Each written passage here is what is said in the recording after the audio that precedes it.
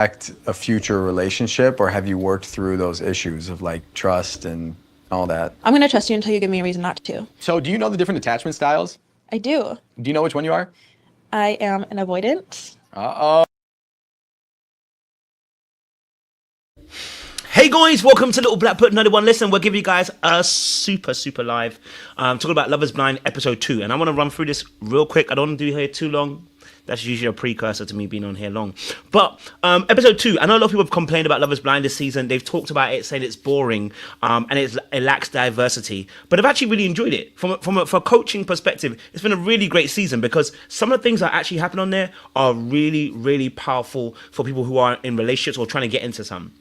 And I'll break some of the couples down in deeper depths in the next few minutes. But let me give my wholesome round summary about what I saw in this episode. Number one, we had we had a love triangle between Devin, Brittany, and Virginia as well. And he had a really great conversation with them both. I think what we got to see was how Virginia let us know that she's had some bad boyfriends in the past. She fails to choose the right kind of guy, and you know, she's finally choosing a nice guy, right? Devin spoke with Brittany. Brittany let us know that her mum didn't want her playing basketball, but you know, they have a gospel background and he's really infused about that as well, right? So they had that connection. So that was a love triangle there. Then we also had Dave with his love triangle that's birthed Lauren, Molly. And the issue that's happening at the moment there is that Lauren and Molly are in the same, obviously women, you know, they talk. Sorry about that. They talk, and unfortunately, you know, certain tidbits have been let out, and Lauren is feeling some type of way, okay? Which I can understand. She feels the way about the fact that she has competition in the room, and she's having to try and deal with that competition and how she feels about it. So that was very interesting to see that Dave connection with Molly start to grow, and also his connection with Lauren grow, and that was a love triangle there. Then we had another love triangle between Alex, Mason, and Madison. It's really interesting because Alex has his own love triangle. Mason has his own love triangle because he has also Meg. So with Madison having her love triangle with Alex and Mason, Alex and Madison seem to be the better comparison and better couple at that point in time, or rather she's more interested in him to some degree. I mean, what we do see in the early stages is their conversation seems to be a bit more grounded, seems to be a bit more having deeper talks, right? Whereas with Mason, what we see with Madison is that their conversation seems very naughty, playful, sexual. She's able to be a bit more free in that space. You'd think that would be a better place for her to be in, but we're going to see in this episode there's many different things are going to happen that kind of will change your perspective. Then we have Mason in his love triangle with Madison and also Meg. Now, Meg is this burst of energy who actually, you know, matches a lot of what Mason wants and Mason talks about, right? So some of the topics and the conversations are very much the same, but and also the flirtation seems to be there, right? It's not heavy, but it's just about enough. And so it seems really cool that he's got that connection with Meg, and he calls her like, you know, one of the best dates and stuff, and says he loves the connection that they have. But there's something about Madison that's drawing him in still, right? Madison's got something about her. They have that playfulness, that naughtiness, that sexualness, which is why he's kept his options actually open. And then we have obviously Daniel and Taylor. Daniel and Taylor, if you don't know them, they're like the cutesy couple. They're like, Taylor's like finally looking for the one, and Daniel seems to be the one. He seems to be correct, seems to be right. He seems to be doing all the things that seem to make you know, a woman feel comfortable and safe, and finally finding her Prince Charming. Well, listen, we're going to break it down. We're going to go deeper with you guys. Now, I really love this episode because there was an aspect of attachment issues. Now, you guys know I've been really studying that and giving you guys videos on that from last year. I will be going back into that again this year, again once more, to talk about more about attachment styles. But there was a massive one with Madison and Alex. But let's run it in order, and then I'll kind of give you guys breakdowns on aspect. I forgot about Ben and Sarah, so I do apologize. Ben and Sarah are another couple too. Now, actually talk about them right now so you can actually see who we're talking about. So let's get in with Ben and Sarah and deal with them specifically because they are interesting. I talk about Ben and Sarah in a space of when you have values, you don't compromise those values, right? when you have values that are important to you, you don't compromise the values. No matter the attraction or the energy you have, if you compromise the values, you will find out later on down the line that the compromised values are the same things that are going to take you outside of the relationship. Let's play a little bit of a clip and then we'll have a conversation. I believe about the Christian faith, but it's all hard to obviously know for certain. I believe that there's the one true God that loves us. All right, cool. So Ben and Sarah, the issue that they have right now is that with Sarah, she is an activist. She's out here fighting for Black Lives Matter. She's fighting for blood. I think she's probably even fighting for Congo at this point, right? Palestine, everything. She's fighting for everybody, blood. Yeah, she's about that life. Okay, she is somebody who is pushing for the betterment for the betterment of people, right? She wants to see people being in a better place. So she's fighting for those things. And I love it. There's nothing actually wrong with it. I think it's great that she does that because, we need people like that. We need allies, as one would say, right? We need those kind of allies. And so she is one of those people. The only problem is that Ben is a Christian, but he's open with his faith, meaning, and they had a conversation about homosexuality because her sister is also gay. So it was a big thing for her that she found somebody who matched that particular aspect, right? Who also, was able to be understanding and open and be able to accommodate that aspect. And I think it was interesting because when he started talking, I said, it doesn't sound like you're open. It sounds like you haven't figured yourself out in terms of your faith. And I say that with all respect. I'm not trying to be rude or anything like that. I just say that with all respect. It's interesting to see how he spoke about his particular faith. Let's listen a bit more, and then I'll break it down a bit more in terms of why I believe that they're compromising their values in that space. And that's pretty much it. I'm not religious. I was raised Catholic. I do think there is a higher power. But the main thing for me that's really tough about religion is my sister Lisa. She's like my best friend. She's gay. All right, cool. So not only is she not Christian, she's a Catholic, but not a Catholic. She believes in a higher power. You're a Christian. This is already not working, right? So this is why I say that sometimes people say they're Christian, but ain't really a Christian, or they haven't figured it out just yet. But when you do finally figure it out and you are committed and loyal to the faith, it's going to be very difficult to date somebody who doesn't hold your tenets and your faith. Right now, he has. I like to call it when I was a Christian. When I first, started talking about Christianity when I was younger, like maybe 16. I remember me and my friend had a conversation. We ended up saying that we're not Christians. We're not born again at this point. We are Christians. We are young men with Christian values. Meaning, we grew up in church. We know that Christianity is real, but we're not living that lifestyle. We're not about it yet. We're not there yet. Right? So I used to say, I have Christian values. This is what I'm hearing from him, because what he's willing to do is surrender his position for accommodation of her. While I do not believe that as Christians, we need to be, antagonistic against LGBTQA, I do believe that you hold tenets where they are going to be contravening in certain aspects, right? I believe we've all got a lost problem. At the end of the day, whether you're gay or not gay, we all need Jesus, okay? Whether you're born gay or not born gay, we need to be born again. You know what I'm saying to you? So it's that simple. So the fact that he was willing to compromise and open himself up to her position, I said, if you're willing to open up yourself in this place, what else will you open up to? So then with her also, she comes from a Catholic background, but then, she is higher power aspect, and then said her sister's obviously gay. So that's a very big thing for her. It's like she can't shift on that. That's something that's not going to move. But he let her know that he's comfortable and he has certain friends who are also of that lifestyle, so he's okay. Okay?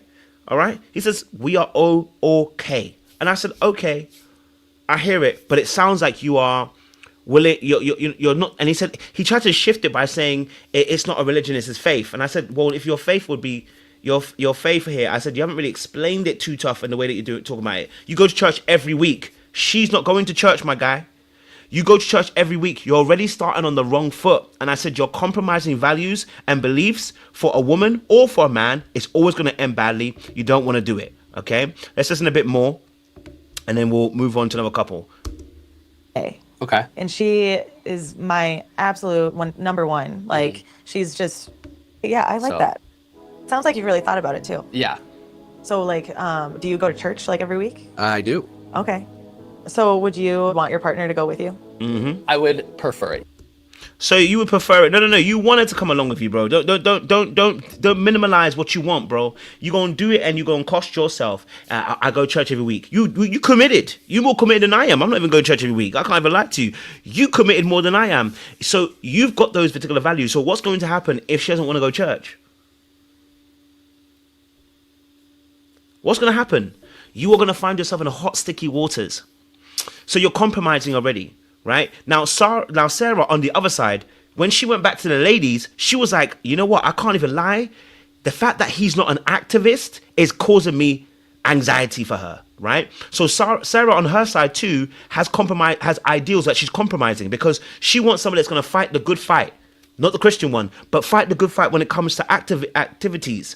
And so, for instance, she mentioned Black Lives Matter. She mentioned about LGBTQA and, you know what I'm saying to you? So she's all about the activist lifestyle. And she asked him, and politics, and she asked him, and he said, I didn't vote last time.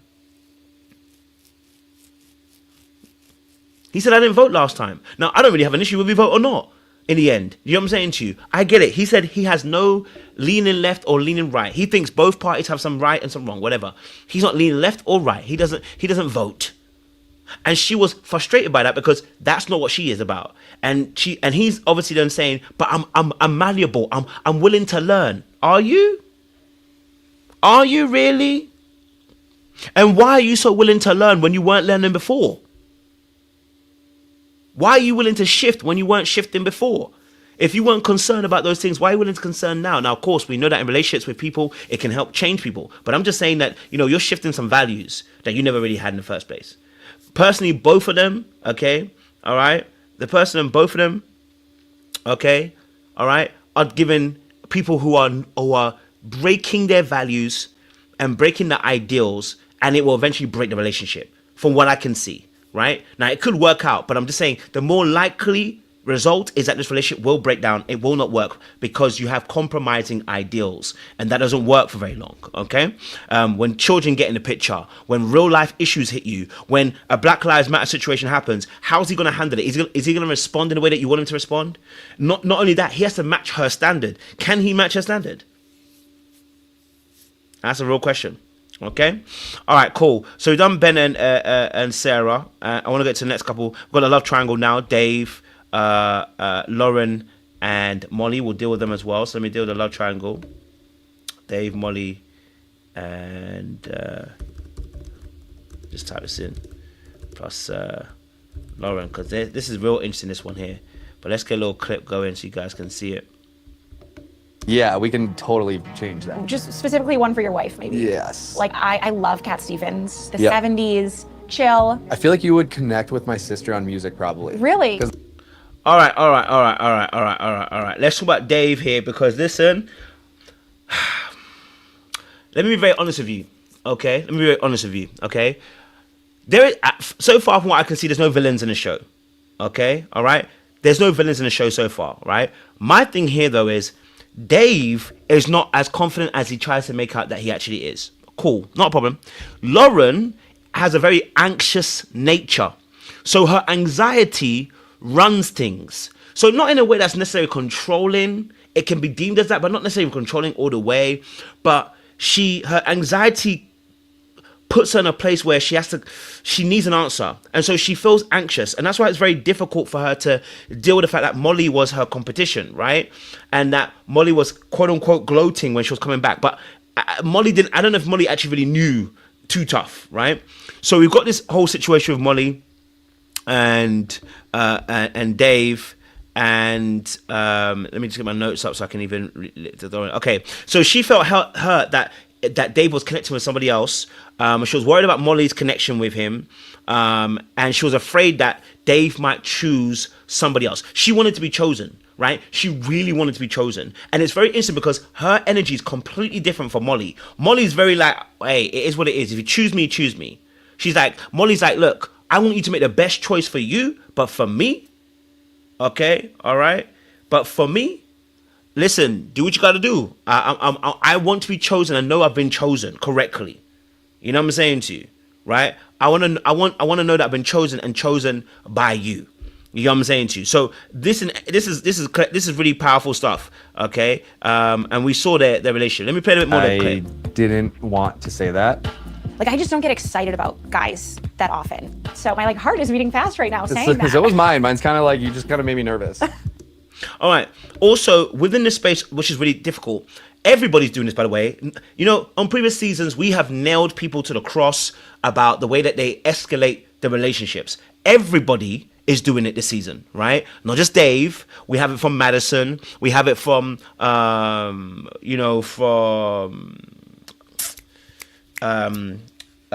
Mason as well. Okay. Everyone seems to be doing too much in the conversation. What I mean by that is everybody's escalating it by saying things that they actually do feel, but it progresses a conversation quickly. Like, I'm really feeling this relationship right now. You are. That's the truth. But now they're really thinking, oh, it's going to be me, right? And so everyone's saying something a little bit too much, and it's progressing the conversations in a way that people think that they really are the one for them, you know? And so that's where the pain is really going to be kicking off as well. In a good way. Oh my God. Lauren, you're awesome. And generally, he felt like she was awesome. You know what I mean? Like, he didn't lie. He genuinely thinks she's awesome. Like, I don't think he's doing anything wrong here. The house? Yeah, it's just so small, but it works well for me now. So Yeah. I mean, good for you. I mean, I don't own my place. Instead of doing that, I started my own business on the side. What? Especially when it comes to. All right. So with Molly, obviously, with Lauren, she did let us know that she was afraid of being rejected and not being chosen. And she said she doesn't want to hear about any other connection, which I think is fair. Like, you don't want to hear about anyone else's connection. It takes a level of security. It takes a level of security. Like, it takes a level of security. I'm telling you, it takes a lot of security in a person to be able to hear about another connection that you have and be able to be okay. Like, it takes a hell of a lot of security. Like, at first when you hear it, you might like, okay, all right, well, but if you keep hearing it, you're like, it does grate on you, and it does make you feel some insecurity, because we all want to feel special and feel loved. But this also links into the insecurity aspect when it comes to attachment styles and how people actually function, right? Like, we are seeing the power in David's hands right now. So we're seeing this where he's got the control of the dynamic in aspect, but we're seeing the anxiousness from Lauren and how it's affecting the relationship. And then we're seeing Molly's almost nonchalantness, right? She's like, just do whatever you want. I don't really care. Like, it is what it is. Whether that's a good thing or bad thing, we can speculate, not for now, but you know what I'm saying to you, and leave it open. So we're kind of seeing the two different sides of things. And because of Molly's nonchalantness, right, it's allowing him to be able to explore a bit more. Okay, it's allowing him to explore a bit more. So that's what's also interesting as well, right? Let me just go to my notes again, make sure I'm hitting all the points for y'all. Okay, so Dave also let her know in this episode that he had a sex playlist. Dave keeps dropping these little liners, and then Lauren replied. Listen, Lauren's a little freak, yo. Lauren's a little freak. Don't let her, like, he keeps saying it. He said, like, he has a little sex playlist, and she was like, well, you know what? I don't mind, but just let me know that we're gonna do a new playlist. And he was like, oh, I didn't even know you were like that. She's like, yeah, you don't know. Okay, you don't know. You don't know about me. Lauren's a little freak underneath the table. So listen, don't play with Lauren. She's just because Lauren's got a very nice, again, next door kind of. She really is a teacher. She's a teacher. Let's be honest. She's a teacher. You can see it. But she can reply a little bit. She gave a little bit back, and I saw that too. You know. Does Dave talk a lot about sex? Yeah. I think he was trying to progress the conversation there. I think because maybe there's a lot of impetus for him on sex as well about it as well. So, I think there is some aspect of for him driving the stakes in that particular place as well. So let's talk about obviously Molly and him, because this is also interesting as well, their conversation. To work and stuff. I don't like when people tell me what to do. yeah, Man, graduating college, I did not apply myself academically like I probably should have. I didn't And- either, and that's why I dropped out. So we're good. Oh, I forgot. Now, both of these people are. I thought they were really match kind of cool because we hear about we hear about Molly, we hear about him, and what's happening is that they both dropped out of school. So it's like they have something in common here. Catholic school they went to. They're both very independent.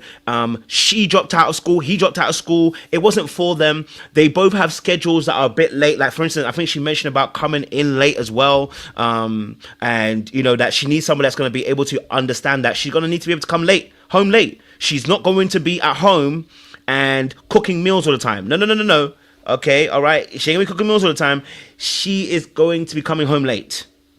Okay, so that was a major thing. Now they spoke a little bit as well about cheating as well. Okay, they spoke about cheating, and that was interesting. I don't know if I can get a clip for you guys as well because they mentioned both of their And like, things. there's ups and downs, but like I'm just not worried about the downs because like I still feel like we're just both positive. Did participate in someone else cheating on their girlfriend. Oh yeah. I had a lot of guilt about it, and I had to try and figure out like why I did that, knowing they were in a relationship. Yeah. So she mentioned about obviously cheating in a relationship. He said about cheating in a relationship, but the difference was that she helped someone cheat. He was actually cheating. Now I think it's really interesting. Okay, all right. I think it's really, really interesting because I feel like that maybe there might have been. I don't know if there's a bit of fear for him hearing that story. I think for men in general, sometimes you hear that story, you might be a little bit fearful. But let's be honest, he cheated as well, right? So I felt she explained it quite well. I think he explained it quite well. He knew that he did wrong. It was wrong of him to do so. She explained herself, said it was wrong also to do so as well, right? So Molly and him are actually quite well matched. They're both independent people. They're on their job. They're about their work. They are... he's cheated in the past. She's cheated in the past. You know what I'm saying to you? And... I feel like they're actually quite evenly matched, but I think Dave's insecurity will not allow him to connect with Molly. You know what I'm saying to you? I think Dave's connection with Molly, she's very independent. I wonder if he feels that she's too independent. And it's not a bad thing. It's just what he may feel like. You know what I'm saying to you? Bearing in mind that his sister is overbearing. So... someone having a sister that's overbearing and then having a very independent woman, it can go either way. Like it can go either way, right? It can go either way. But it depends on what he feels best he likes. Because like you guys and ladies are saying, Lauren is very stressful with her anxiousness. But then also at the same time we have also Molly's very independence. Which one does he prefer? Now I want to tell you this one thing that happened. Right? He told a story about. It's great to hear. His cheating when thing. you Hold said, on. How to explain it, I guess. But yeah, do you feel that? I do. Let me see if I can get it. We 'Cause he might, if we explained have kids, we might I have was to just be. gonna say our kids. Okay, I don't know if I'm gonna be able to find it before they copyright me. The story he told me he gonna cheat again. Now I said he gonna probably cheat again. He is going to cheat again. Let me tell you why. There's a story, and I wish I could get the clip. But when he told the story about being a bachelor, did you guys hear the story about bachelor? Type in the chat if you did. The story about him being a bachelor was my problem with him. When he spoke about, he said, listen, when he goes on these bachelor parties, what ends up happening is that women approach him and, women approach him and women come up to him and and he said, you know what he said? He said, when he was single. But then he said, he didn't say he's not going to any more bachelor parties. He just said, listen, I won't deal with them the same way. And I said, he didn't say he's not going on these bachelor parties anymore. He said, when I do, I just won't operate the same way. Like if women approach me.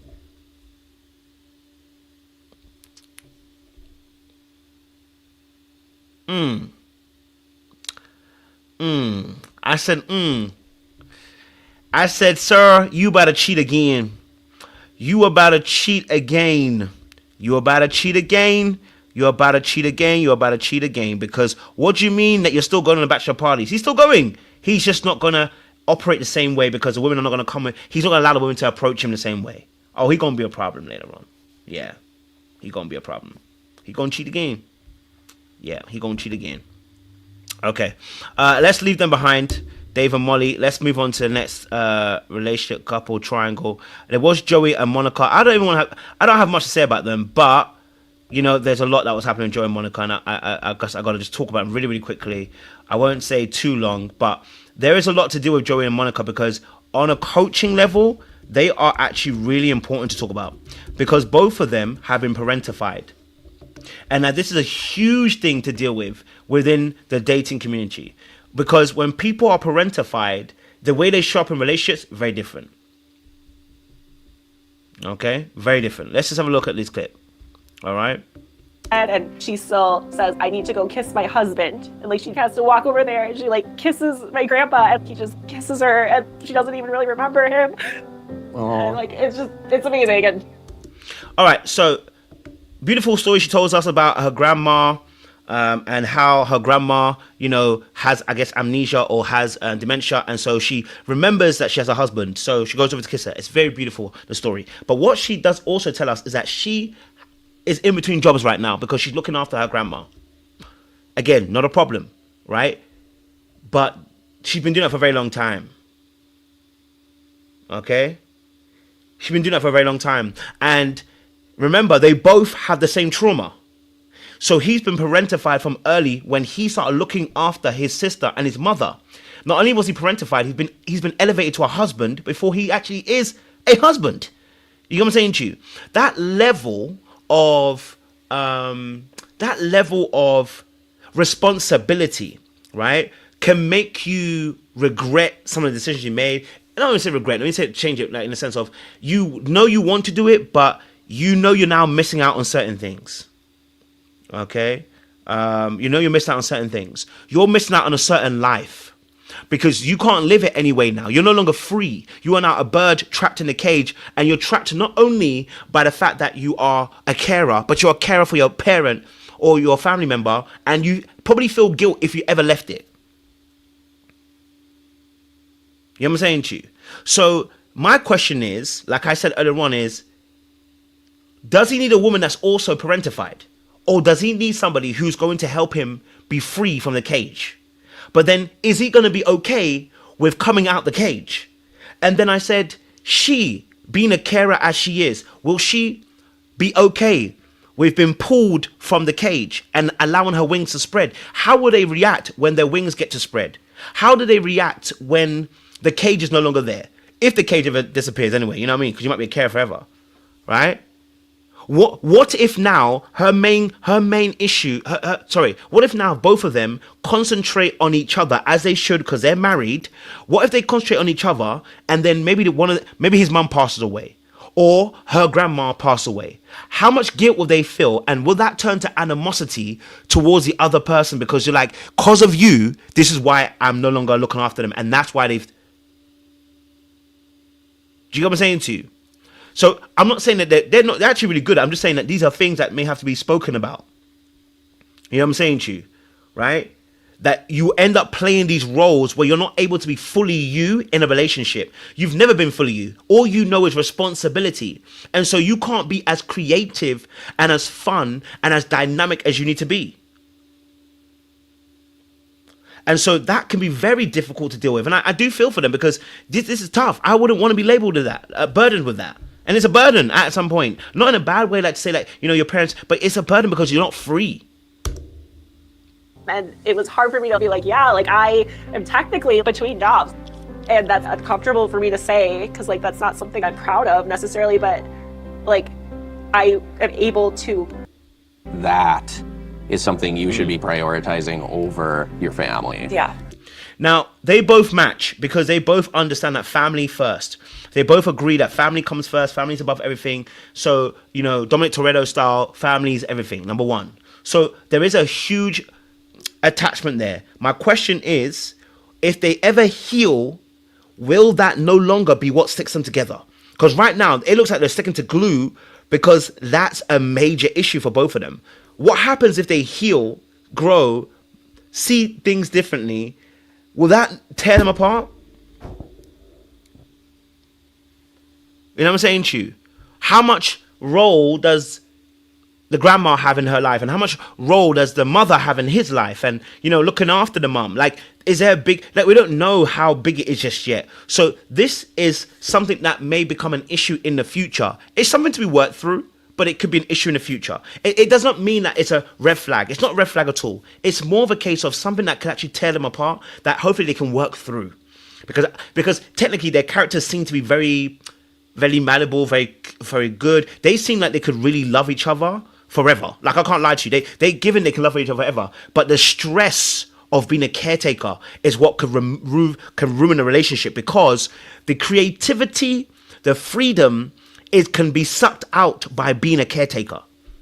That emotional safety to take risks can be removed, and that can be very difficult. So it's less of a red flag. Someone say yellow flag. Yeah.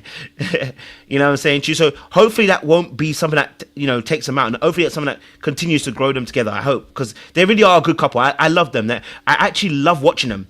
Because from a standpoint of a healthy relationship, they just talk, they have fun, they seem to be similar, and it's just nice.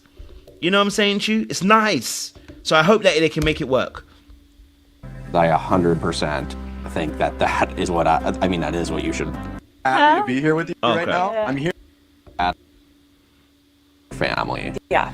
I 100% think that is what that is what you should prioritize. Yeah. And especially with it being like as important as you were describing it to me, and no matter what anyone says, I love how he also supported her. He spoke words of life into her. He made sure also as well to speak, from a place of compassion, kindness, care. He validated her feelings and saying, listen, don't worry about the work. You know what I'm saying, Chu?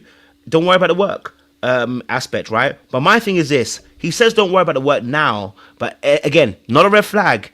Not a red flag. More of a case of something that could potentially be a bump in the road. It's good now. But what if he now is a dependent of his? You see, because remember, he's a caretaker, and so is she. But one is going to probably end up playing a bigger caretaker. He already takes care of his mum and his sister, financially, seemingly, right? He takes her on board, knows that she hasn't got a job, is a caretaker for his grandma. Hopefully she's getting paid for it, I hope so. But as caretaker for his grandma, will he now take on a caretaking role for her too? And will he feel a burden that he has to caretake for her as well? And forget about his needs. Again, this is not about necessarily a red flag, more about things that could potentially harm them that they may need to work through, like getting that right balance. Will he be able to declare and speak what his actual needs are? Because he's always played a parent for as long as he can remember.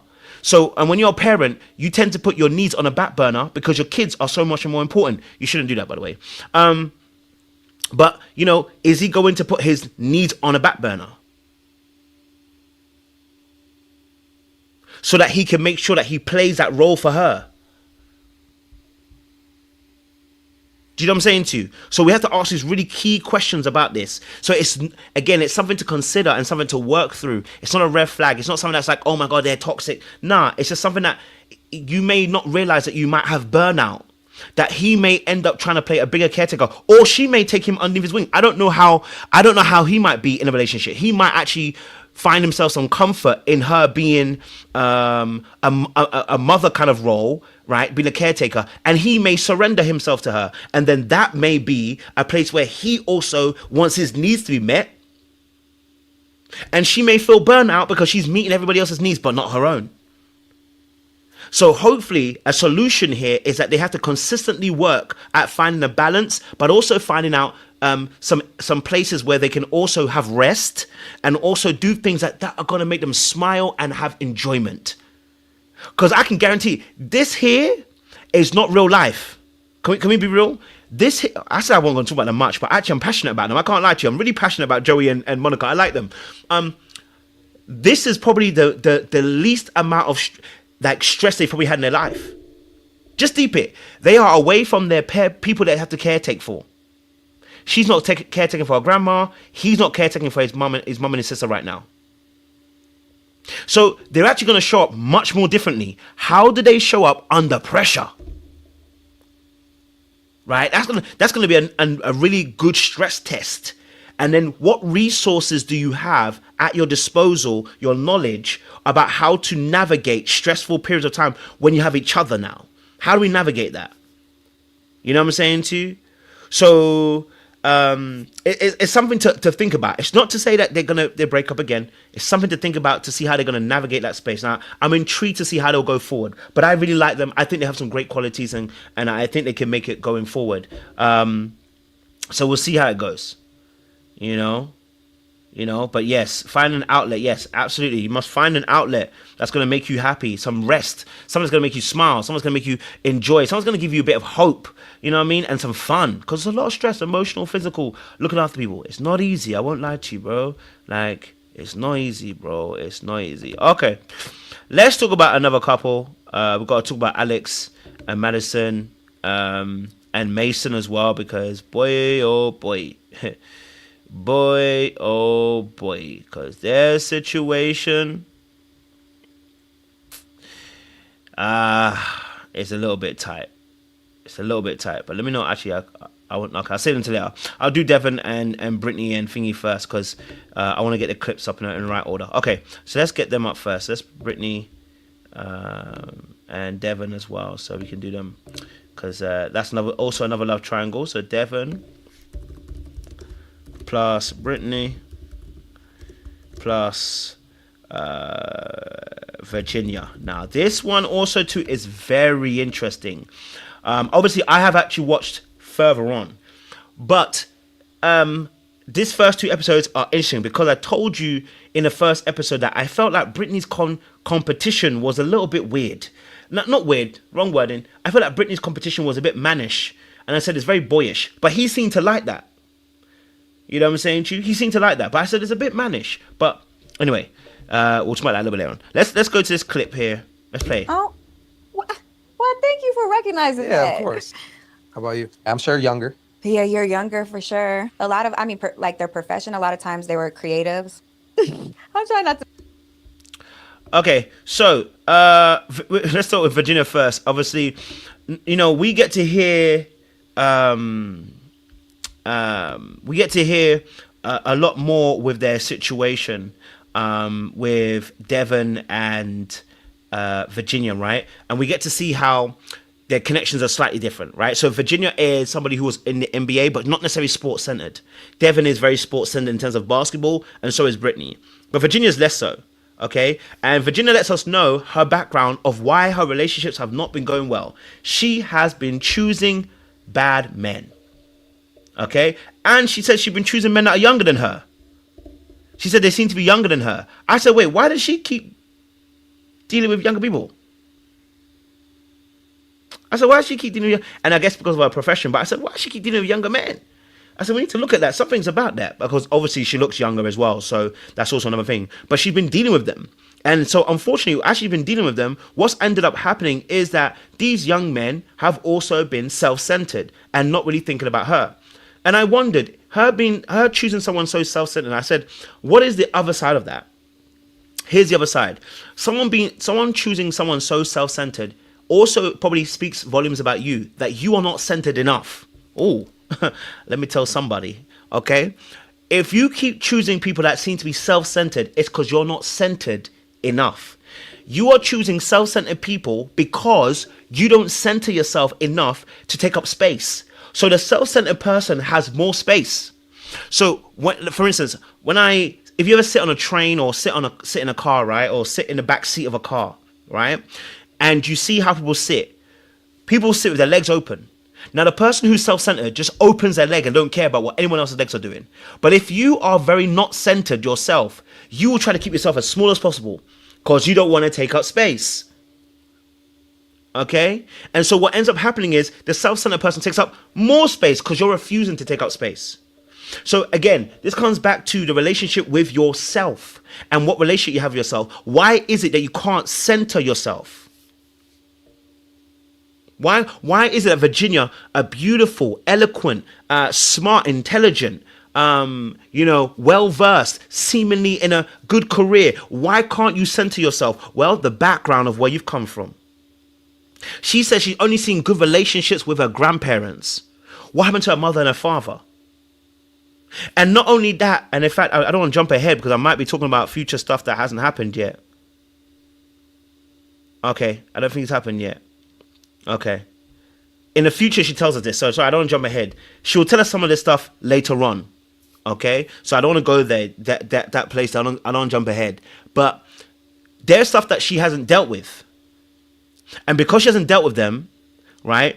The way she shows up in a relationship, this is why she keeps meeting these type of men. So when I tell people about men and women and saying to you that you are in control and you are the person who is accessing these people, when we always talk about the other person and the market is bad and they're bad and this and that, you are not focusing on yourself. You are focusing the issue on others rather than doing the work yourself. How do you show up? How do you show up, man or woman? How do you show up? I keep telling you, if your man keeps telling you that women are always bad, I'm looking at them as a problem. Because why is it women are always bad, but there are other people meeting good people? Why is it there are women always saying that men are trash, but there are women meeting great men? You're showing up in a particular way. Right? So you've got to look at how you're showing up. So when she let us know that she had been dating these type of men, and she said, she basically said that he's probably the first kind of person that she's dated that's a nice guy. Now, first and foremost, I never liked nice guys. I don't like the term nice guy. Okay? I don't like the term nice guy. And the fact she labeled him a nice guy, I was a little bit concerned. I don't like being called nice. I'm not nice. Okay? I'm not nice. I'm a kind person, yes. I'm a good person. I'm not nice. You know what I'm saying to you? I didn't like that term that she labeled him as. You know what I mean? Because usually that term, when you label someone as being nice, you're the labeling of someone being nice, oftentimes, versus good. Let me write down this what a nice word actually means before I break it down, okay? Because I don't want to misquote what I'm gonna say. In this instance, right? Okay, so the word nice means to be pleasant, agreeable, satisfactory, right? And it's the agreeable part that I don't like. When nice is employed, it's the agreeableness that I don't like, because oftentimes that agreeableness isn't true. Nice girls, nice guys are a problem, and that's why it looks like other people are called B words. Oh, like, you know that book that is written that says women that are B words, they're the ones that get men. Yeah, it looks like that, but that she's not being a B word. All she is that she is realizing that she can't be nice. Being nice is being agreeable, which is actually not being true. You're not being true. You don't agree with that thing. You don't agree with it, but you're being agreeable because you want to be nice. So you don't want to be nice. You want to be kind, yes, and you want to be a good person. But she did go on to correct herself and say to him that he's a kind person as well. So she did correct it a little bit better. Basties, man. No, go for it. No, I'm just kidding. They were just a little bit more like self-centered, and you don't really seem that way. You just wait. No, I'm just kidding. That's so funny. I came here really. So, so I said, so in that space, we see how she talks about the push the men that she's dated in the past, and them usually being, I guess, she feels like he's kind, and that's what she's been looking for. And I guess because what she's experienced in dating realms, okay, all right, what she's experienced in the dating realm, she's not had it, and I get it. Okay, I get it. She's not had it, and so she's looking for it outside of herself. Can I just say this? A lot of people do this where they look for the very thing outside themselves. You are it, what you're looking for. And I'm not saying be single, by the way. I'm saying you are it, what you're looking for. And it takes a little bit of a time to let your brain think on that wavelength, because many of us believe that someone else should meet our needs. You need to meet your needs. I'm inspired by me, but I can be inspired by you, but I don't depend on on you inspiring me, because I inspire myself. I want you to love me, but I already love me. But I want you to love me. I don't need you to love me. I like me. I want you to like me. I don't need you to like me, but I like me. The thing starts with you first, but many of us, because of our insecurities, we externally project onto others that we need that very thing from them. And in fact, even those who are avoidants, the very thing that causes them to actually be annoyed and to avoid is that they realize that they are projecting externally onto other people. Oh, I need them. So, because I need them, I don't like the feeling of needing them. That causes them to avoid. But what they don't realize is, you still externally projecting. It's not that you necessarily need them, but you do, but in some ways, is that you haven't done the work emotionally to center yourself, to be secure. You don't like you at certain points. You have not done the work to actually start to face your own emotions as an avoidant. So what tends to happen is you actually instinctively, underneath the surface, project onto others, wanting their love, but afraid of the love that they're going to give because it might trap you. So you push away from them. But you don't realize you haven't done the work within yourself. It's within you haven't done the work. It's because you avoid you. So you now avoid them.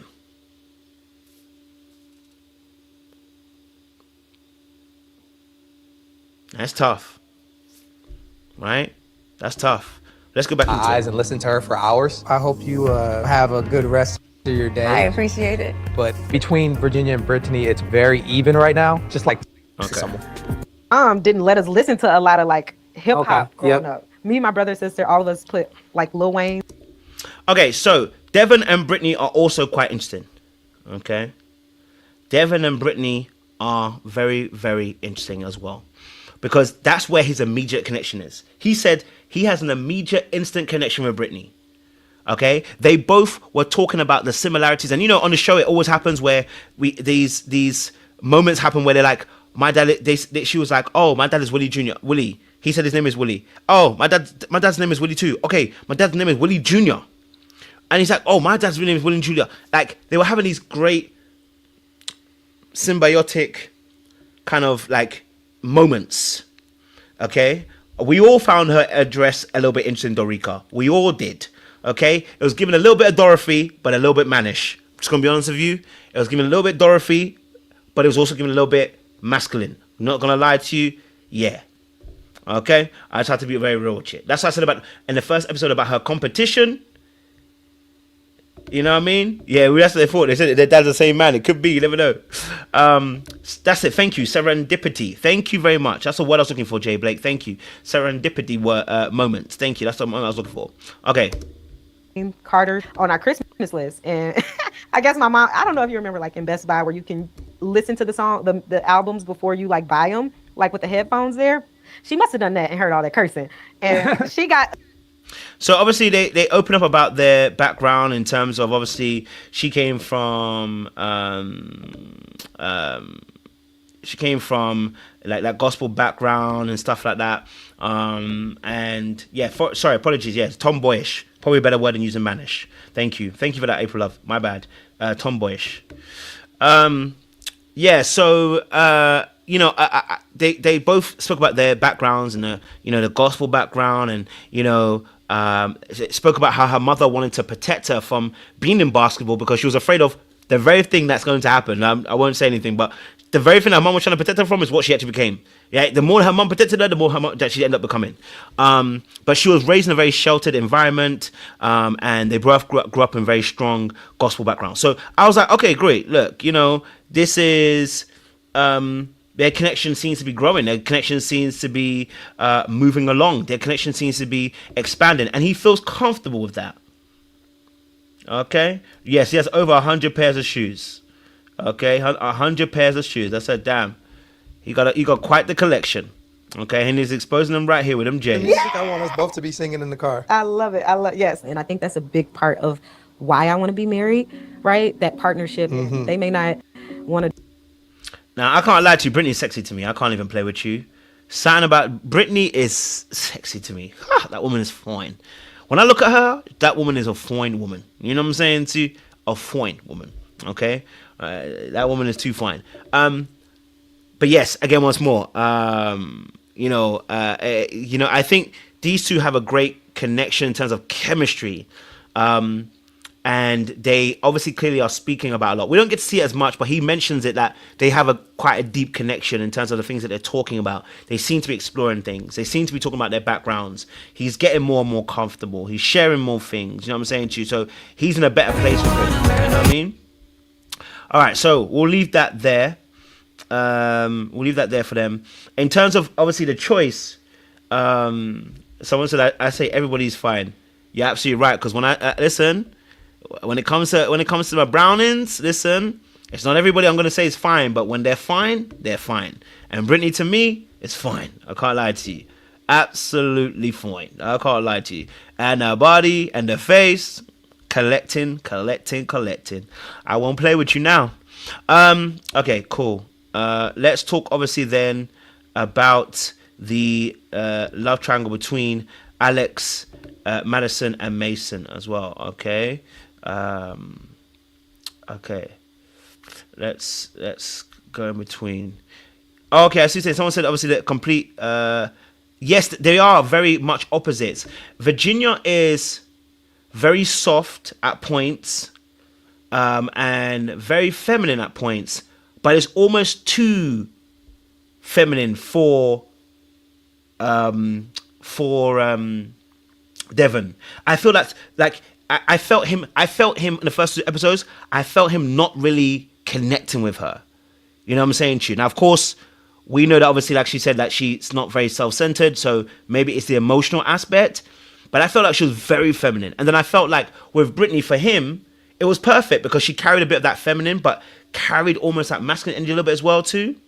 So I was like, okay, look, it looks like, you know, he's really, he enjoys Brittany's energy. You know what I'm saying too? Jacqueline said too feminine. Yes, like she's too girly, and he seems to like that.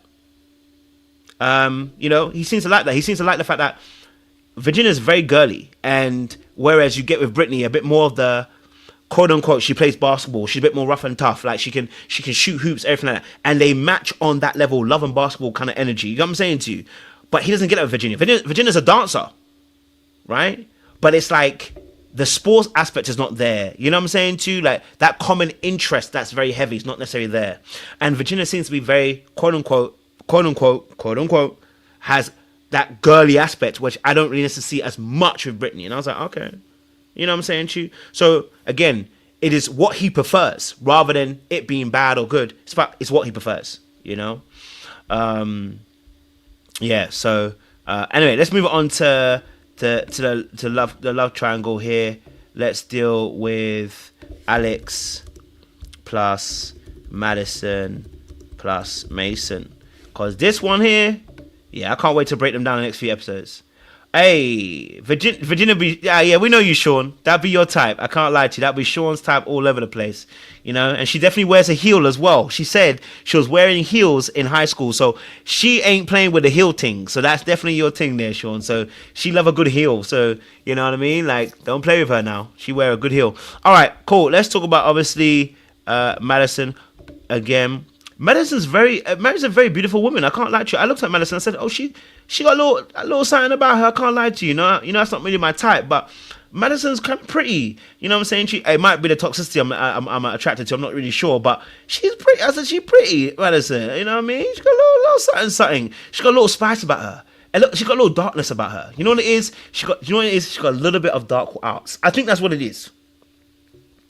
It got a little bit of dark arts, you know what I mean, that I'm liking about Madison. She's got a little bit, like, you think you got Madison, but Madison's really got you. And I like that little bit of dark arts. I think that's one little bit, it's bubble, it's sexy. I can't lie to you. It's a little bit sexy. I probably need to heal, okay? You know what I'm saying to you? Maybe I need to heal. But maybe it's because she grew up in India as well, you know what I mean? Like, she has a very eclectic background, right? Grew up in India, went to Paris, you know, now in America. Like, she has traveled a little bit. So maybe that's why, you know what I'm saying too?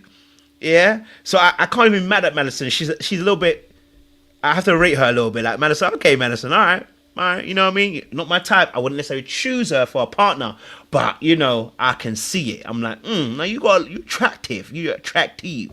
But anyway, let's get into this video. Like, I came on Love is Blind. People can kind of look at me and, like, you know, initially want me. Once people start getting to know me, they're like, wow, I didn't think that you would be cool, smart, funny, whatever. Like, I just thought you were just this.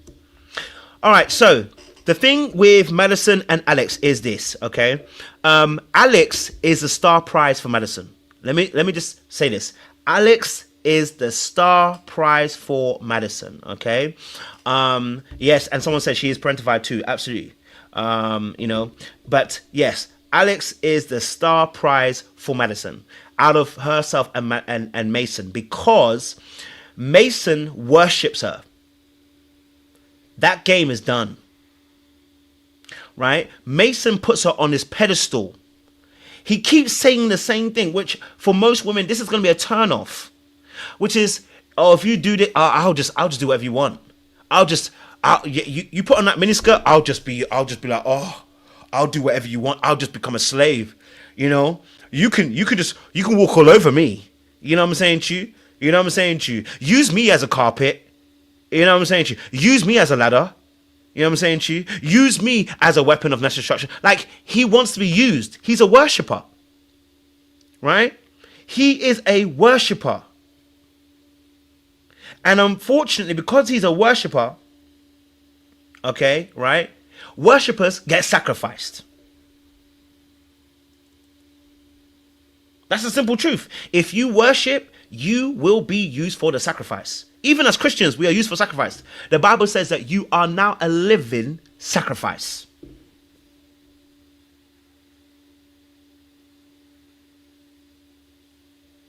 You know what I'm saying to you? Let's play a little bit more though.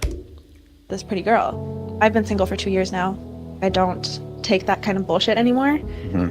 But yeah, I've been really hurt over these past 2 years. Well, first of all, I'm sorry that you have been.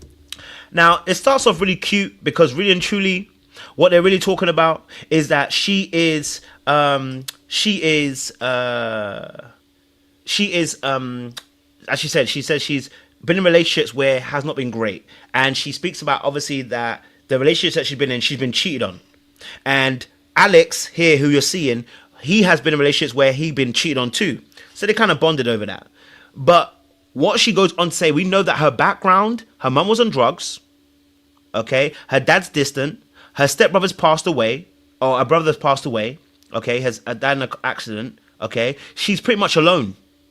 So she's fending for her life. And when she told us that story, I said, she is given fearful avoidant. She knows how to survive.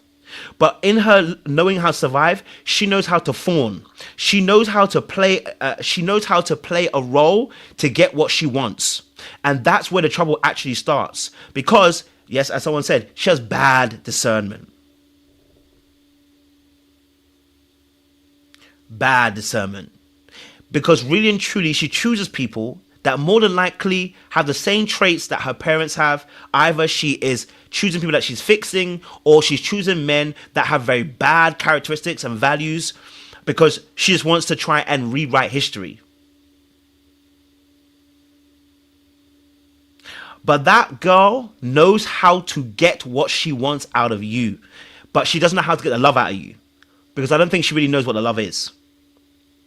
But what she saw in Alex was somebody who was more grounded. Now, this is something I'm going to tell you now. I'm going to tell you something now. Don't shoot me now. I'm going to tell you something now. A lot of FAs, especially the ones that are leaning more to the avoidant, I've said this before, you play with them at your own risk. Here's what I mean by that. If you don't give them boundaries, they are bound to nuke you. Playing with people that are fearfully avoidant, who have leaning more to the avoidant side, play with them at your own will. They will finish you if you don't have good boundaries. The reason being is because their fear is that they need someone that is able to lead, and that also creates boundaries for them so that they know how far and how wide they can go.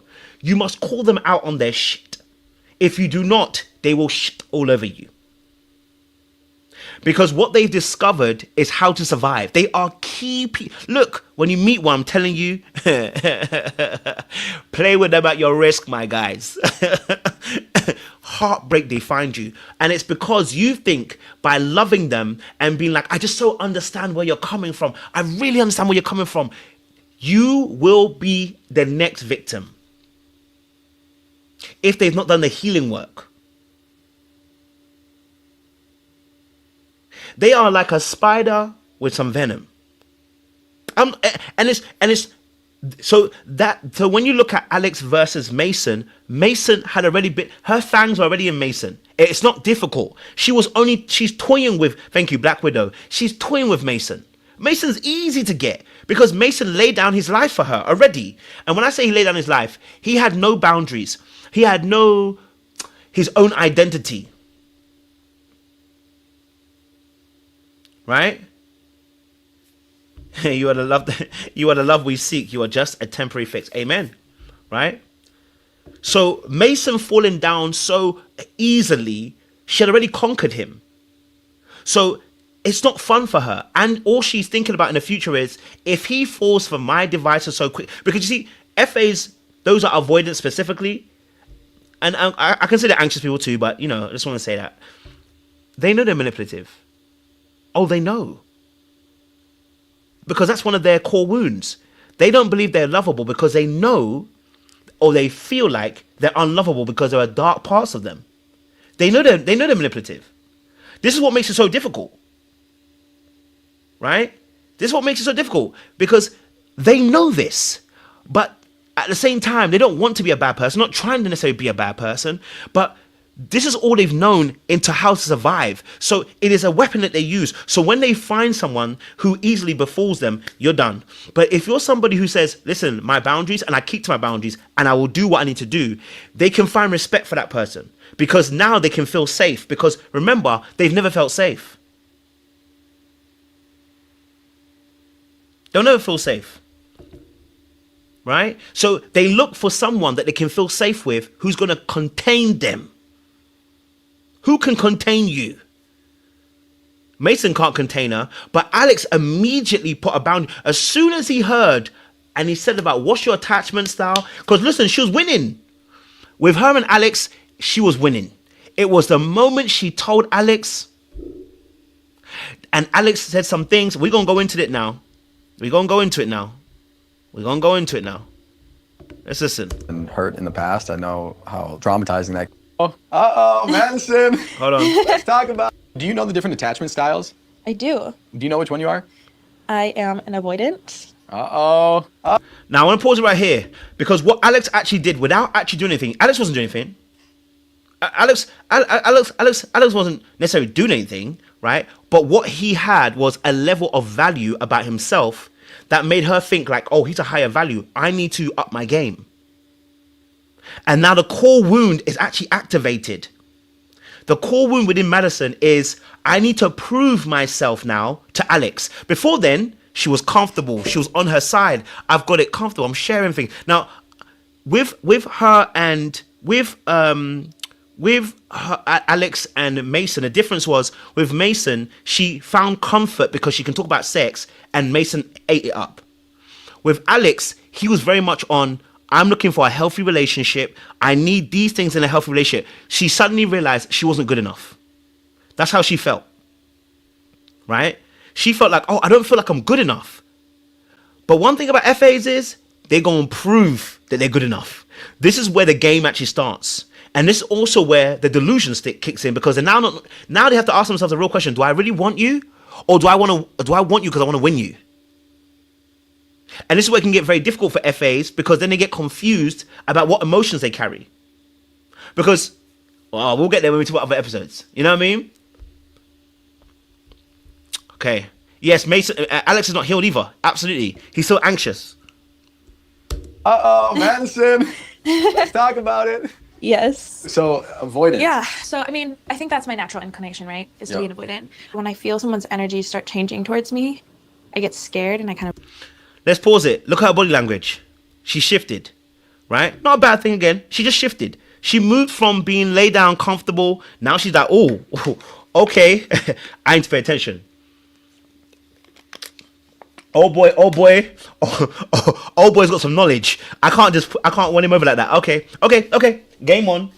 Let me get my jacket on. Get my game on, because old boy out here trying to do something different. Okay. I hear it. So she's now going to talk a good game. I run. It's in a sense of like, well, I don't need them anyway. And I don't know if that's like out of a healthy place or not, but there's just like certain things where I'm just like, that's not my problem. That's not my problem. Do you know what I mean? I do, yeah. And now, here's the thing. Here's the thing. Here's the funny thing.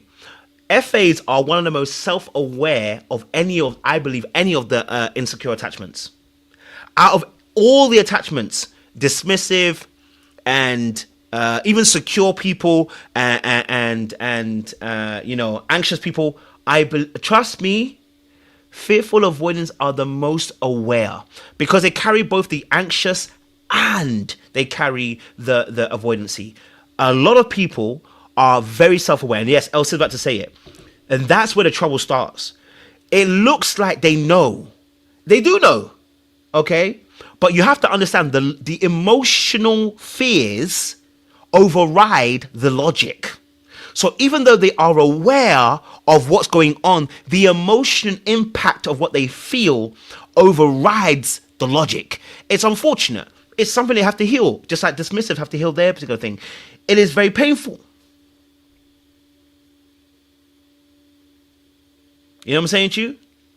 So what you realize now is, as he started telling her that, you know what, I want to let you know that, you know, my previous relationships were a little bit, that was her anxious side now kicking up. Her anxious side, oh no, is he trying to leave? Oh, no. I need to prove myself, because in the anxious wound, it's all about, I'm not feeling good enough. I must prove my worth. That's not the avoidant perspective. The anxious wound is, I must prove myself worthy. Okay? And he's about to tell her that inadvertently what she's going to hear is, I'm not good enough and he doesn't want me. I need to prove that I'm worthy, I'm wanted and desired. I can't accept rejection and a rejection in this moment. You know what I'm saying to you? Okay. I think that's maybe a little bit of a trigger for me, because past relationships, I dealt with that, but like on the extreme end of it, I'm more anxious. I feel like I'm not good enough, and so I want you to show me that, yes, you care about me and that you are not abandoning me. Yeah. And for you. So he's got his own wounds that he's going through too. But the difference is, he says, I'm not trying to stay in this situation. I done dealt with this and I'm not trying to be in it. All right? And that was an immediate rejection of her. He's saying that, he's inadvertently saying to her, she doesn't realize, she realizes this, that I am not good enough. But for him, he's anxious. So because of his anxiousness, he knows that he's afraid of being abandoned, but he doesn't want to get caught up because he knows he's been in that relationship, he's suffered it, and I'm not doing it again. And the difference between him and her is that he's learnt, and whether it's good or wrong, right or wrong, he's learnt that that's not for me. And so because of that, I'm going to put up a boundary, something that the FA doesn't do. That's why she wants him. This is why I said about the boundary, because he's able to put up a boundary. He says, I have been hurt and I'm not going there again. Boundary. That is something that the FA actually understands, and it's very difficult. But now the FA wants to prove to herself or himself that you're putting up boundaries, you're rejecting me. I don't fully believe you. I'm going to test the boundary. Let me come at it another way. It's like, let me get away and be on my own because I don't need you to show me that I'm good enough. Yeah. I think that could lead to some issues. I don't know. Obviously, I never want to make you feel anxious. It's not even on the radar. She said she doesn't want to ever make him feel anxious. It's not on the radar. I won't say anything. Like I said, we got to wait for the other episodes to come out and break it down. But there's more to come. You know what I'm saying to you? There's more to come, and in that aspect. So watch what happens now, okay? Because now he's told her about this. Look where she's gonna go, and I don't even want to say it's necessarily manipulative, but she's trying. The rejection is going to be painful, so she has to come at a different way, right? So look where she's going to take us to. Perfect. Yeah. And I remember when I was 12 years old, my stepdad had taken too many pills or something, and I had to make sure that he was still breathing on my birthday. That was my norm. Wow. So I wrote them this letter and I was just like, it's either drugs or it's me. And they didn't choose me. Now pause. The story she's telling is a very true story.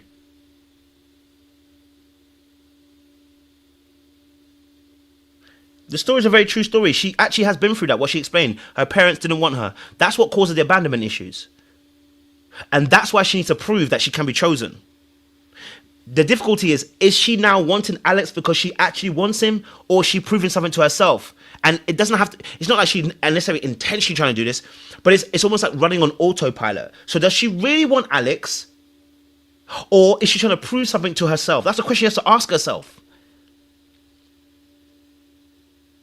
Right? So now she is roping him in with the emotional story. Feel sorry for me. Feel sympathy for me. Feel empathy for me. I'm not saying don't share. Please, by the way, I don't want anyone who's an FA here to not and never share. What I'm saying to you is question your real motive. That's the real thing I'm asking. What motive is it? Are you asking it? Are you saying this? Are you sharing because you really want to share and you want to get some understanding? Which FAs always do. FAs, one of the things, the biggest thing about being a fearful avoider is that they really do look for understanding.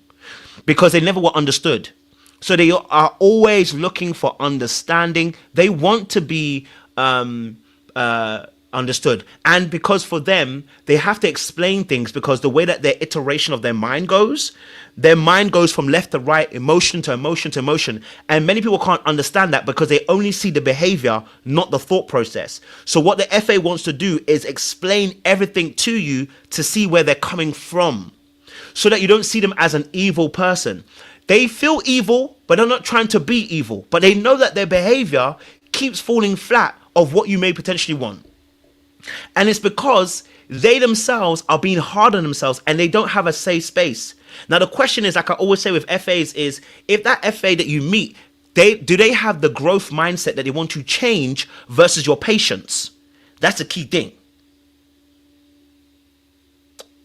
That's the key thing. Okay. And so I've just had to really like rely on myself for everything. Yeah. For a while, I thought not meeting anyone was like a really good thing, like, but it's not. And I've learned that I'm ready to have someone in my life that like I can rely on and like I can trust fully. Like, now pause right here. This is also very true.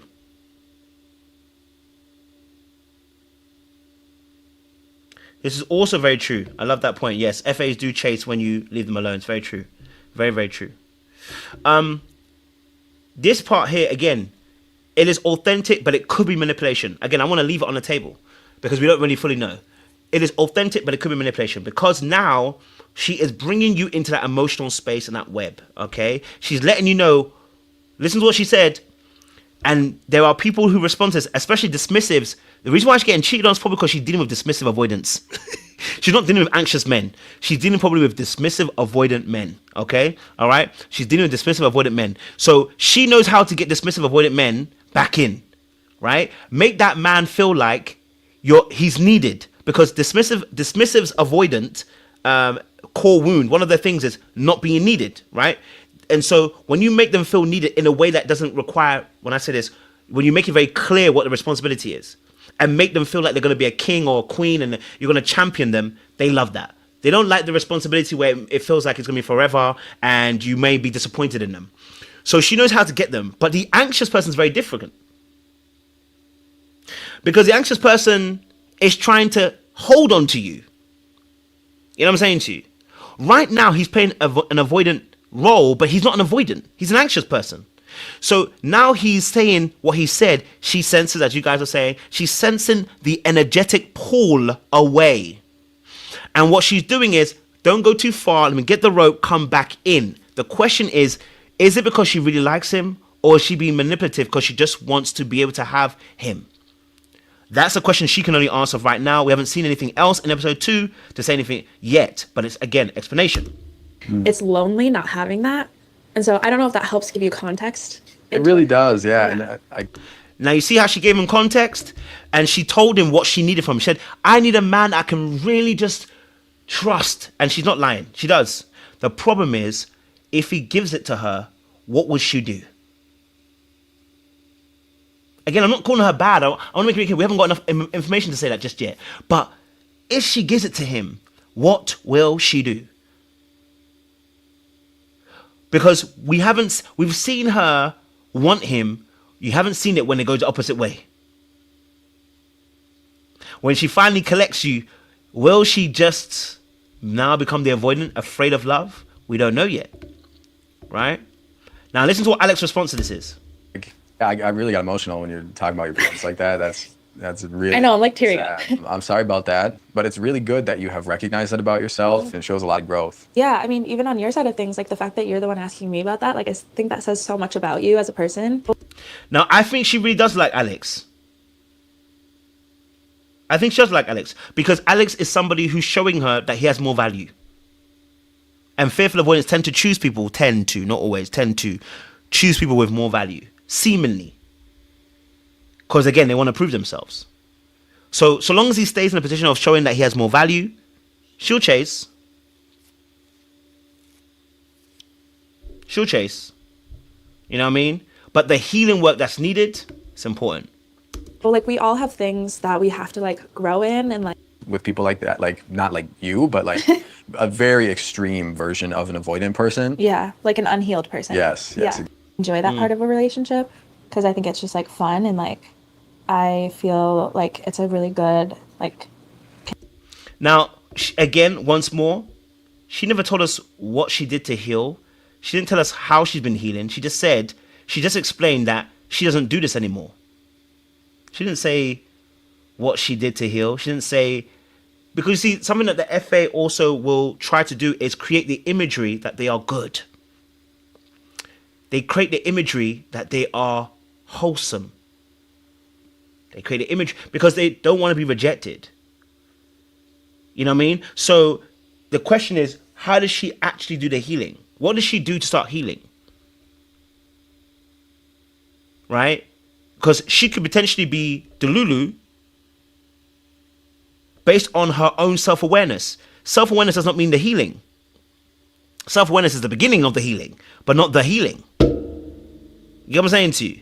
You've got a good chance of being healed if you're self-aware, but it doesn't mean you actually have done the healing work. And I'm not even just talking about therapy. Like, therapy is only a part of the healing work. Does not mean that. It just simply is a part of the healing work. Does not mean it is the healing work. Right? Connection. But anyways, I feel like I've done a lot of work to like not have like shame around it because there was a lot of shame around it for a while. Yeah. And so, yeah, I think it is like an important thing for me to talk about before getting married. So the final point, she talks about obviously the shame around sex, you know, and speaking about it, right? It's interesting because remember, see how and you know how we know that she's trying to prove herself is that she once or twice tries to slip in a little joke to Alex about sex. Alex laughs and does not want to indulge. Whereas Mason, she drops a bar about sex. Mason takes it forward. He makes a joke about sex. Halloween sex. And they both talk about sex. But she's not invested the same way. Ain't that interesting? Ain't that interesting? That with Alex, she doesn't want to. She tries to do that once. One little joke and see what Alex will do. Alex shuts it down by not engaging really in the sexual joke. He doesn't want to do that. But she tells us, oh, you know, I'm not about sex before marriage, But once again, she took sexual with Mason.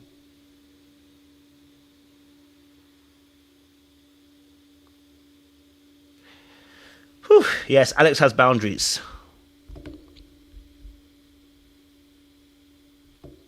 You gotta know who you can play with. Let me see Mason. A bad person. It's just they've been in a shitty situation that made people, you know, a lot. If I can get a real No, I have the information, most fun with you. The thing that I look forward to the most is like. Okay, this is what I like. They're Yes.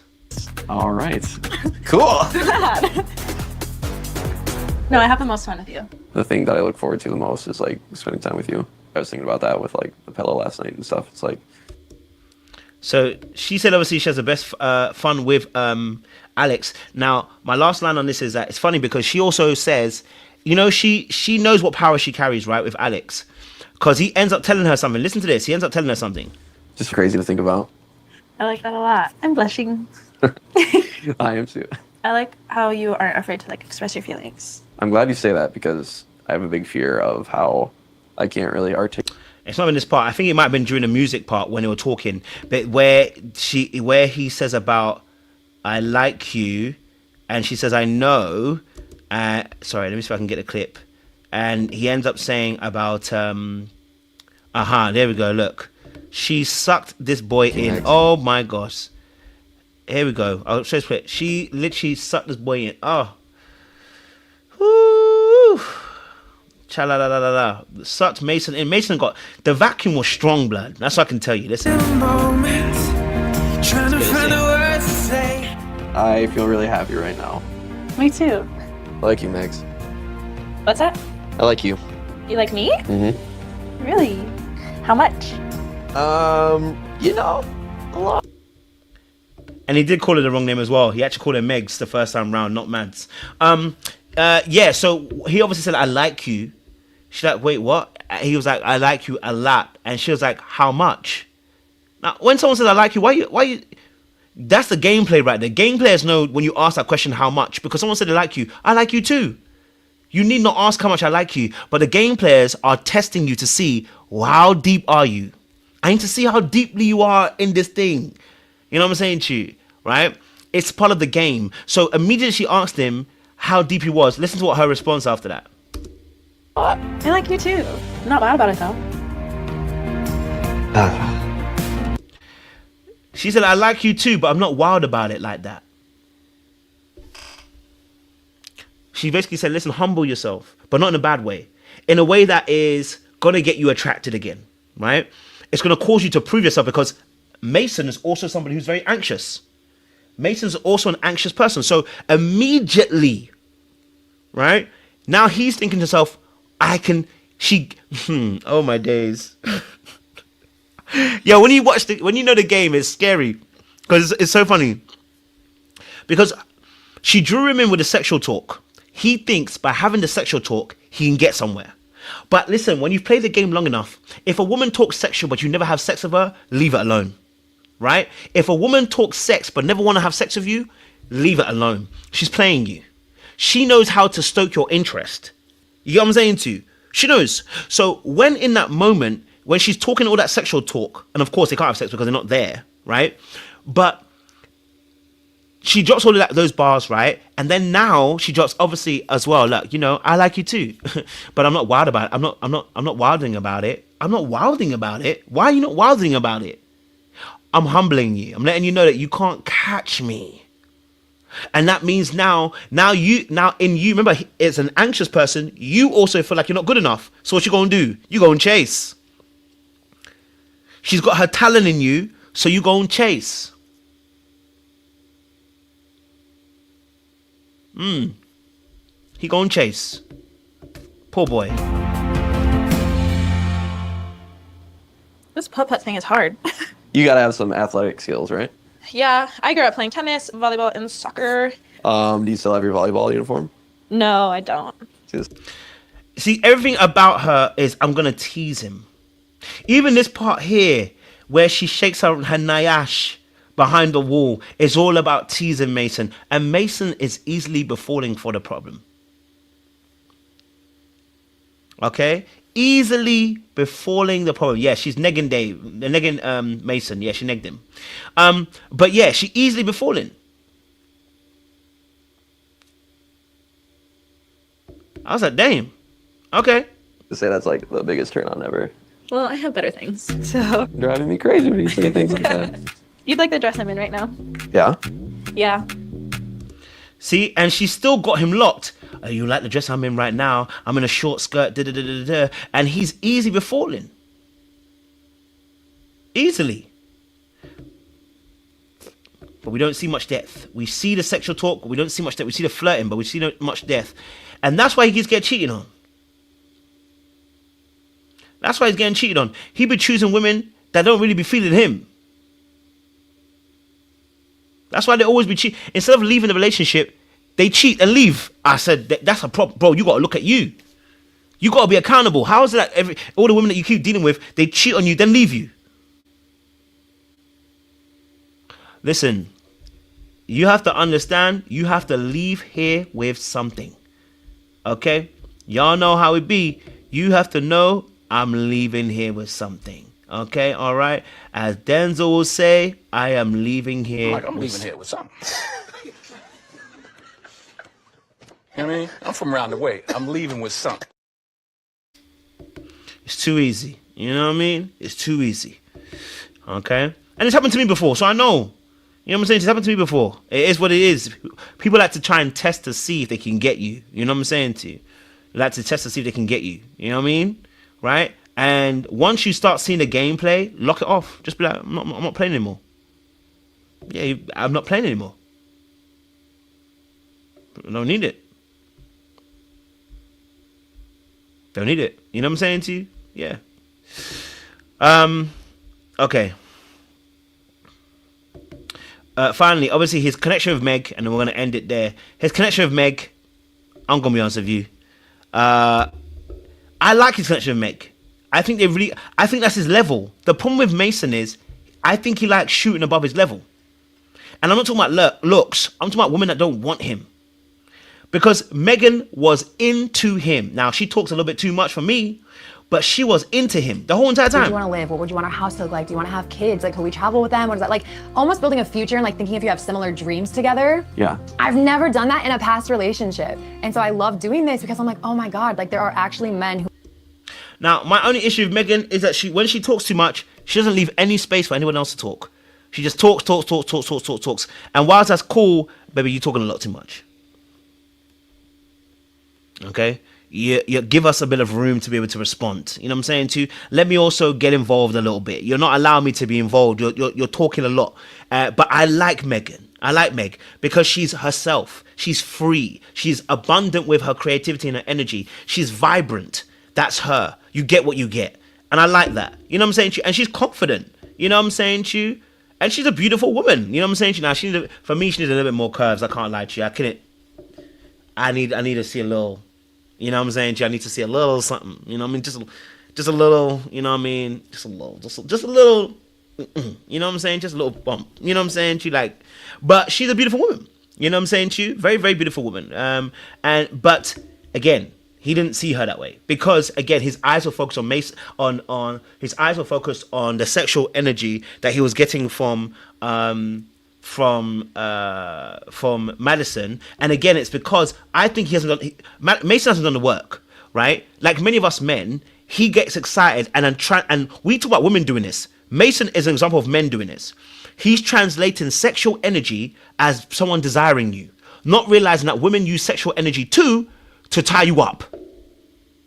So just like we talk about the women who misinterpret the energy of men, sexual energy as interest, it's not always, most of the time it's not interest, it's just sexual energy. It's different.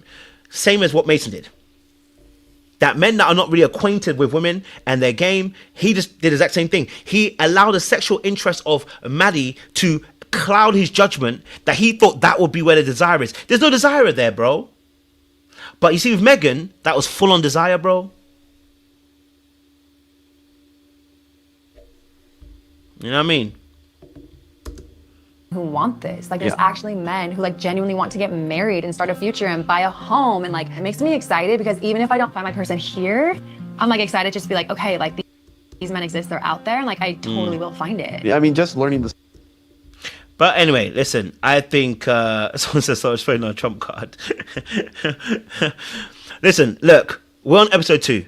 I know it seems like a boring season so far, but look, there is deeper things to really explore, and we will explore these things. And I'm going to chop up these videos as well, so I'll chop them up so it's chopped up so we can see later on. I think there's a lot to go behind these things. Yes, there's a lack of diversity, a lack of browning people in this particular season, but they're in the Midwest. I guess they couldn't find us people, you know what I mean? But I think there's a lot of deeper things to explore, especially as the episodes go on. I've watched all the way up to 6 now. But there's a lot deeper things to explore each episode. So I will break them down. I'll probably be back tomorrow as well to do a video. Probably, I'm going to try and do one after. I don't know actually saying that. I need to be filming. But we got the Love is Blind panel actually at 5 p.m. EST. So probably we'll do it maybe after the Love is Blind live. Or probably Monday, Tuesday, Wednesday, I'll probably do it as well, so that we can fill the rest of the week up. So I'll do lives on it. So it breaks down each individual aspect. But listen, we are gonna love you and leave you because we're ready to love in a few hours time as well. So if you're back here, we're back ready to love in a few hours at 8 p.m. EST. It's already up there as well. So make sure you join us again for episode 2. I haven't even watched it, so I need to go and watch it. But make sure you guys like, share, subscribe, click on that bell button for notification of the uploads as well. Okay, we appreciate you, and we'll see you again. And it's gonna be out here. Okay, I appreciate you. All right, don't do anything I wouldn't do out here, baby. Okay, someone said I shouldn't be all day on the RTL. I hear you, baby. I hear you. We gonna start on time, baby. We gonna start on time. I don't want peace. I want problems always. That's what I want. You know what time it is.